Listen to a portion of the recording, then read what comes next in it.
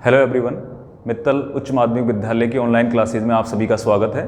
आज हम डिस्कस करेंगे क्लास 10th की second poem fire and ice के बारे में, जिसको कंपोज किया है रॉबर्ट फ्रॉस्ट। रॉबर्ट फ्रॉस्ट जो कि एक अमेरिकन पोइट है। इस कविता में सबसे पहले हम ये जो नाम है पोइम का फायर एंड आइस, इसको समझने की कोशिश करते हैं। फायर का अगर लिटरली मीनिंग देखा जाए तो फायर का मतलब होता है आग, और आइस का अगर लिटरली मीनिंग देखा जाए तो आइस का मतलब होता है बर्फ। लेकिन ये एक सिंबॉलिक पॉइंट है, इसलिए कवि ने इन दोनों शब्दों को यहां पर सिंबल के रूप में यूज किया है। तो सिंबल के रूप में अगर देखें तो यहां पर फायर का मतलब है इच्छा और आइस का मतलब है नफरत।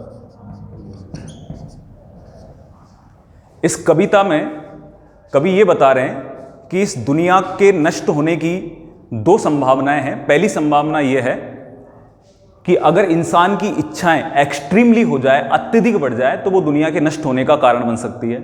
दूसरी संभावना यह है, बर्फ से मतलब है यहां पर नफरत। अगर इंसान में हेट्रेड ज्यादा हो जाए, नफरत ज्यादा बढ़ जाए एक दूसरे के प्रति, एक देश दूसरे देश से नफरत करने लगे, एक व्यक्ति दूसरे व्यक्ति से नफरत करने लगे, तो नफरत एक्सट्रीमली हो जाने पर वो भी दुनिया के विनाश का एक कारण हो सकती है।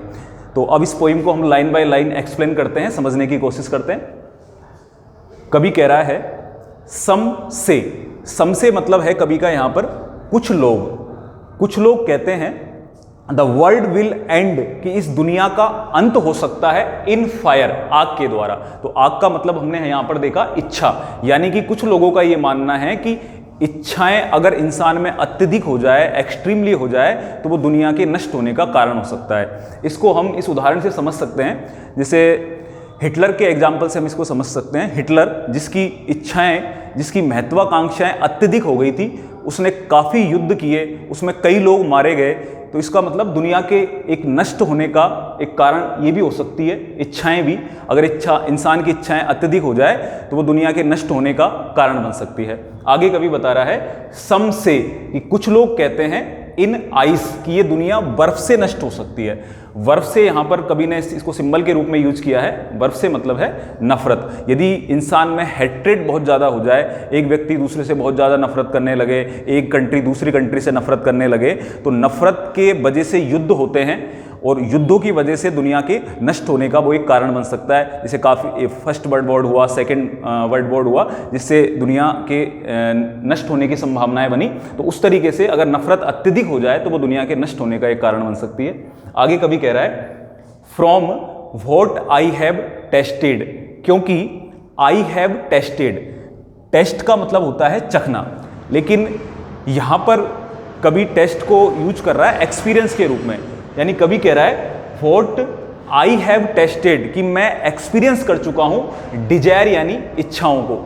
कि कवि कह रहा है कि मैंने खुद ने ये अनुभव किया है, खुद ने ये एक्सपीरियंस किया है कि अगर इंसान की इच्छाएं अत्यधिक हो जाए तो वो उसके नष्ट होने का कारण, उसके विनाश होने का कारण बन सकती है। इसलिए क्योंकि कवि खुद इन चीजों को एक्सपीरियंस कर चुका है, इच्छाओं के परिणाम को एक्सपीरियंस कर चुका है, इसलिए कवि समर्थन करता है आई होल्ड। आई यहां रेफर हुआ है कवि के लिए। आई होल्ड का मतलब है यहां पर समर्थन करना। कवि कह रहा है कि आई होल्ड विद दोज, कि मैं उन लोगों का समर्थन करता हूं हु फेवर मतलब पक्ष में, कि जो व्यक्ति पक्ष में है, फायर यानी आग के, इच्छाओं के, मतलब जो व्यक्ति ये मानता है कि ये दुनिया इच्छाओं की वजह से, इच्छाओं के अत्यधिक हो जाने की वजह से नष्ट हो सकती है, कवि उन लोगों का समर्थन करता है। क्योंकि कवि ने खुद ने इस चीज को एक्सपीरियंस किया है कि अगर इच्छाएं आदमी की अत्यधिक हो जाए, महत्वाकांक्षाएं बहुत ज्यादा बढ़ जाए, तो वो उसके विनाश का कारण बन सकती है। आगे कवि कह रहा है बट लेकिन if it had to perish twice, कि यदि इट यहां है वर्ल्ड के लिए, संसार के लिए, हैड टू पेरिस का मतलब होता है नष्ट होना।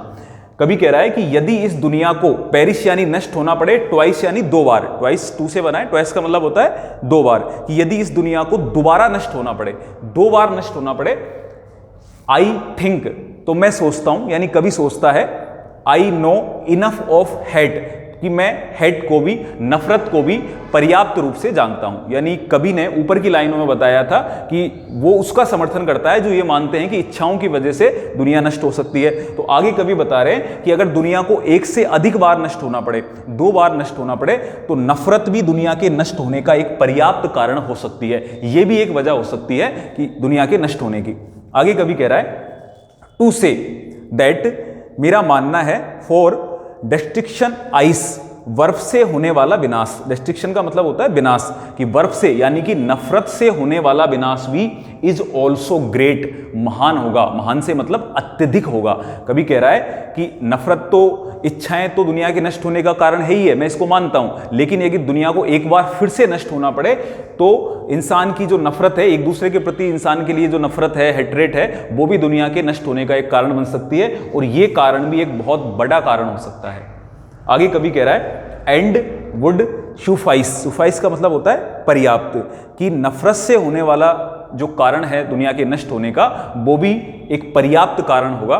तो इस पोइम में हमने देखा कि कवि ने 2 पॉसिबिलिटीज बताई है जो दुनिया के नष्ट होने का कारण बन सकती है।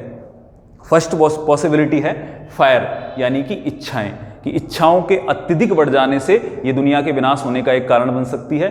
दूसरी पॉसिबिलिटी बताई थी आइस, यानी कि नफरत, कि अगर इंसान में हेट्रेट अत्यधिक हो जाए तो वो भी दुनिया के नष्ट होने का एक कारण बन सकती है। आई होप आपको ये पोएम समझ में आई होगी। इससे आगे अगले वीडियो में देखेंगे। Thank you.